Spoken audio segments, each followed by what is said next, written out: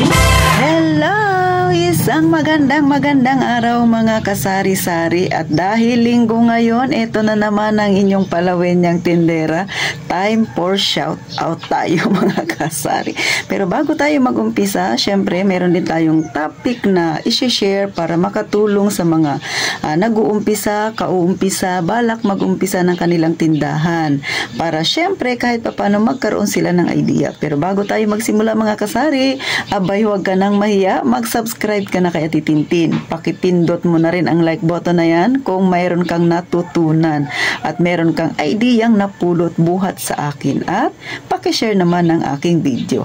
At eto na, umpisahan na natin ang real talk at mainit-init nating chismisan. Pero bago tayo mag-umpisa, nais ko munang i-shout out ang lahat ng mga nanood kay Ate Tintin na nag-comment. Syempre, mababasa ko ang inyong pangalan pag nag-comment kayo. Sa mga gustong magpa-shoutout, huwag ninyong kalimutan ilagay kung taga saan kayo para alam ko kung saan na nakaabot ang aking munting channel na ito, kung saan na nakarating ang inyong palawenyang tindera sa pag-share ng aking munting nalalaman ukol sa aking tindahan.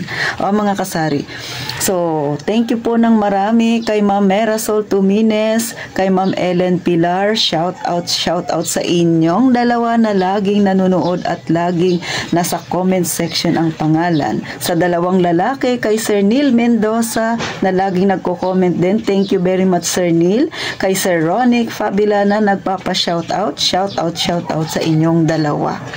Next, shout out din kay Maylin Suyat, Ma'am Maylin Suyat, taga Brooks Point, Palawan siya. Thank you naman, at mayroon ng napadaan sa aking channel na taga rito sa Palawan. Akalain mo yun. Si Ann Magturo, taga Antique. Si Ma'am April Marson, taga Cebu. Maayong adlaw sa imo ha, Ma'am April Marson. Shout out sa imo. Kay Ma'am Alea Grace Binibista, kay Ma'am Glory Cortez, kay Redmi 7 Xiaomi. Shout out sa inyong tatlo. Next, kay Ma'am Tendera Jen and kay Ma'am Lisel Padua, na parehas dalawa sila ay may tindahan din. Shout out sa inyong dalawa at salamat sa palaging panunood. Kay Ma'am Ferlin May Tampos, kay Ma'am Rebecca Cansana, shout out sa imuha Ma'am. And then lastly, kay Ma'am Christy na nagtatanong kung taga saan daw ako. Ma'am Christy, Palawenya po ako, taga Palawan si Ate Tintin. At muli, shout out sa inyong lahat at maraming salamat sa pagsuporta sa inyong palawenyang tindera. So ito naman ang payo ni Tintin sa mga gustong lusungin ang ganitong negosyo, ang pagtitindahan. Number 1 dyan, para mapalago mo ang iyong tindahan mga kasari, disiplina ang kailangan, lalo sa paghawak ng pera. Ihiwalay ang pang-personal na pera sa pera ng iyong negosyo. Huwag dukot ng dukot, baka ang madukot mo ang pera ng pangtindahan, tapos bili ka ng bili ng kung ano-ano, hindi mo na mamalayan, naubos na ang iyong puhunan. So anong mangyayari sa iyong tindahan? Syempre, palubog yan mga kasari. Number 2, dapat maganda ang ugnayan mo sa iyong customer. Pero minsan talaga namang hindi maiiwasan na nagkakaroon ng komosyon, lalo na pag-utang ang pag-uusapan. Kaya maging maingat mga kasari. Maganda yung ugnayan mo sa iyong customer. Kasi syempre, pag maganda yung impression nila sa iyo, dadami yung customer na tatangkilik sa iyong tindahan, mas mabilis mong mapapalago ang iyong negosyo. Syempre, sunod mga kasari ay huwag munang magpapautang, lalo na kung kauumpisa mo pa lang. Pero makipag-usap ka ng maayos sa mga customer mo gustong mangutang.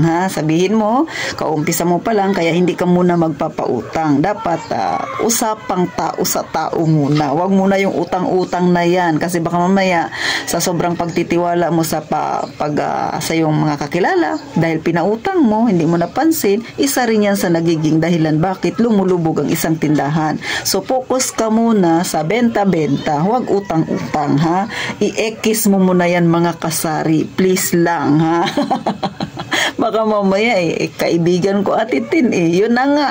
Na dyan nagsisimula kung bakit hindi nagiging maganda ang samahan ng magkaibigan. Kasi dyan sa salitang utangan. Okay lang sana kung maganda magbayad. Pero kapag ikaw ay bago pa lang, iwasan muna ang magpautang para mapaikot mo ng maganda ang iyong puhunan. Sunod mga kasari, laging i-monitor ang inyong mga paninda. Lalo na yung mga slow moving, baka hindi mo napansin, pa-expired na pala mga kasari.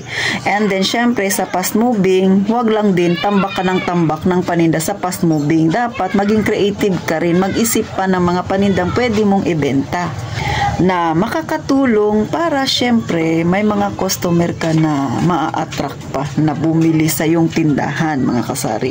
So yan yung mga simpleng tips ni Ate Tintin na magiging kapaki-pakinabang sa mga mag-uumpisa pa lang ng kanilang tindahan. Sa mga nakapag-umpisa na ng kanilang tindahan, sa mga medyo matagal na sa pagtitindahan, alam kong alam nyo na ito, nakaka-relate kayo dahil ilan sa mga sinasabi ko, alam ko, ginawa mo. Lalo na ang salitang utangan na yan mga kasari. So hanggang dito na lang si Ate Tintin. Sana nag-enjoy kayo sa panonood sa akin at syempre i-enjoy ninyo ang linggong ito mga kasari.